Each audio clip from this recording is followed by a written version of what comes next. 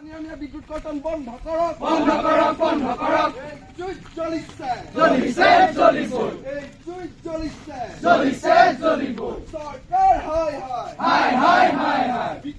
নগাঁও জিলা ছাত্ৰ সন্থাৰ আহ্বানত আমাৰ প্ৰত্যেকখন আঞ্চলিক ছাত্ৰ সন্থাৰ আমাৰ যিসমূহ বিদ্যুৎ সংমণ্ডল যিসমূহ আমাৰ কাৰ্যালয় আছে, তাত আজি আমি প্ৰত্যেকখন আঞ্চলিক ছাত্ৰ সন্থাই আজি আৰু কাইলৈ আমি প্ৰতিবাদী কাৰ্যসূচী গ্ৰহণ কৰিছো।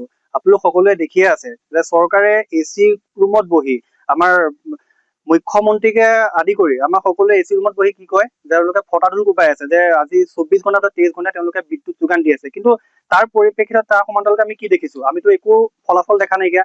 আমি দেখি আছো তেওঁলোকে যি আশ্বাস দিছিলে সেই আশ্বাসৰ সম্পূৰ্ণ বিপৰীতে গৈ পেলাই আজি বিদ্যুৎ বিভাগ চলি আছে। আজি কিবা এটা সামান্য কিবা এটা অজুহাতত তেওঁলোকে 24 ঘণ্টাত তেওঁলোকে কিমান সময় বিদ্যুৎ কৰ্তন কৰে দেখিছে। তাৰ কাৰণে আমাৰ এই জনজীৱন আমাৰ সকলো বস্তু এটা চলিবলৈ আমাৰ কিমান অসুবিধা হয়। আজি বিদ্যুৎ অবিহনে প্ৰত্যেকটো বস্তুৱেই কাৰ্যালয় হওক, বিদ্যালয় হওক, বিভিন্ন যান বাহনকে লৈ প্ৰত্যেকটো সমস্যা সন্মুখীন হ'ব লগা হয়। যদি এনেদৰেই চলি থাকে তেতিয়াহ'লে প্ৰত্যেকটো সময়ত আমাৰ প্ৰত্যেকজন মানুহৰ স্বাভাৱিক জীৱনত বহুখিনি বাধা আহি পৰে। গতিকে তেওঁলোকে AC ৰুমত বহি, চৰকাৰ প্ৰশাসনে AC ৰুমত বহি এই বিদ্যুতৰ ফটাডোল কোবাই থকাতকে তেওঁলোকে যিসমূহ আঁসোৱাহ আছে সেইসমূহ তেওঁলোকে দূৰ কৰক। আৰু যাতে আমাৰ যিসমূহ আপোনালোকে দেখি আছে আজি যিমান সময় বিদ্যুৎ কৰ্তন কৰিছে, আমাৰ বিদ্যালয়কে লৈ পেলাই আমাৰ বিভিন্ন ব্যক্তিগত ঘৰত হওক কিমান উৎকট গৰম, এই গৰমত যদি বিদ্যুৎ কৰ্তন কৰে বা বিভিন্ন সময়ত এনেধৰণৰ কাৰ্যকলাপ কৰি থাকে তেতিয়া আমাৰ কিমানখিনি অসুবিধা হয়, ছাত্ৰ ছাত্ৰীৰ লগতে সাধাৰণ নাগৰিকৰ কিমান অসুবিধা হয়। গতিকে আমি আজি ৰূপহী আঞ্চলিক ছাত্ৰ সন্থাই আজি আমি স্মাৰক পত্ৰ প্ৰদান কৰিছো। আমি আজি ইয়াতে ধৰ্ণা কাৰ্যসূচী গ্ৰহণ কৰিছো। যিসমূহ ইয়াতে এনেদৰে বিদ্যুৎ কৰ্তন চলি আছে, যিদৰে তেওঁলোকৰ নিজৰ মৰ্মাতলিত এই কামসমূহ কৰি আছে, গতিকে তেওঁলোকে অনতিপলমে ইয়াৰ কোনো স্থায়ী সমাধান তেওঁলোকে উলিয়াওক। আৰু যাতে যদি পৰৱৰ্তী সময়তো আমি প্ৰতিবাদ এই কাৰ্যসূচী গ্ৰহণ কৰাৰ পৰৱৰ্তী সময়তো যদি এনেদৰে তেওঁলোকে এই কামসমূহে কৰি থাকে, আমি তেনেহলে পুনৰ আমি সদৌ অসম ছাত্ৰ সন্থা, আমি ৰূপহী আঞ্চলিক ছাত্ৰ সন্থাৰ আমি সমূহ বিষয়ে আমি ৰাজপথত আমি গণতান্ত্ৰিক প্ৰক্ৰিয়াৰ আমি তীব্ৰ আন্দোলন কৰি থাকিবলৈ বাধ্য হ'ম। সদৌ নগাঁও জিলা ছাত্ৰ সন্থাৰ আহ্বানত সদৌ নগাঁও জিলাৰ প্ৰত্যেকখন আঞ্চলিক ছাত্ৰ সন্থাই আজি আৰু কাইলৈৰ ভিতৰত অঞ্চলৰ যি বিদ্যুৎ বিভাগৰ অফিচ আছে সেই তাতে গৈ পেলাই আমাৰ এটা প্ৰতিবাদী কাৰ্যসূচী আৰু তাৰ লগতে এখন স্মাৰক পত্ৰ প্ৰদানৰ আমি কাৰ্যসূচী হাতত গ্ৰহণ কৰিছিলো।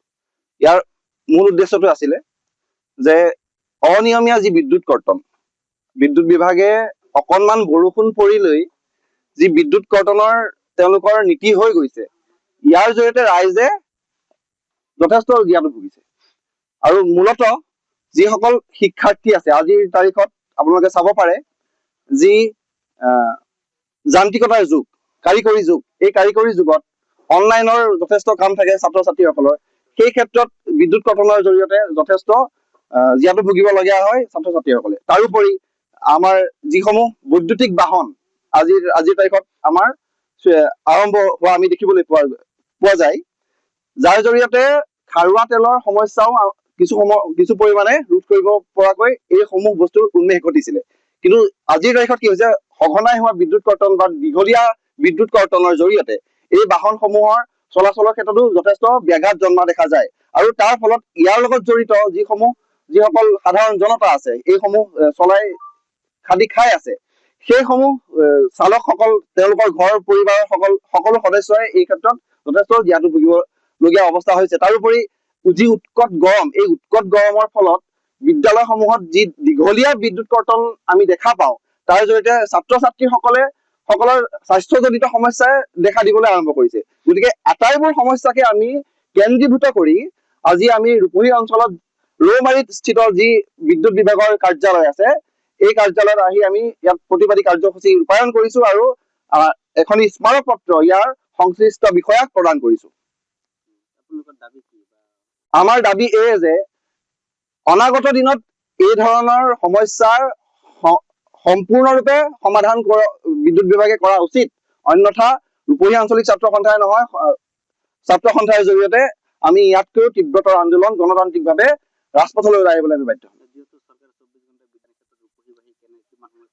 চৰকাৰে ইয়াতে দুটা কথা আছে। চৰকাৰে প্ৰথম কথা যে বিদ্যুৎ বিভাগে যি আশ্বাস দিছিলে সেই আশ্বাসৰ কোনো ধৰণৰ ফলাফল আমি দেখা পোৱা নাই।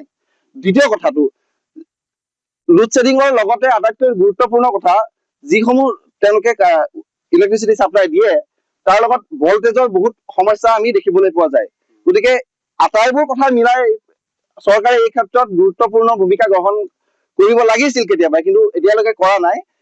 গতিকে আমি সমূহ ছাত্ৰ সন্থাৰ বিষয়ববীয়া আমি ওলাই আহিছো, আমি ছাত্ৰকৰ্মী ওলাই আহিছো, যাতে অনাগত দিনত সমাজত বা জনসাধাৰণৰ কোনো ধৰণৰ যাতে সমস্যা নহয় তাৰ বাবে আমি প্ৰতিবাদী কাৰ্যসূচী গ্ৰহণ কৰিছো আৰু অনাগত দিনত আমি গ্ৰহণ কৰি যাম। যিকোনো খবৰৰ বাবে যোগাযোগ কৰক আমাৰ এই নম্বৰত 9181 307 221।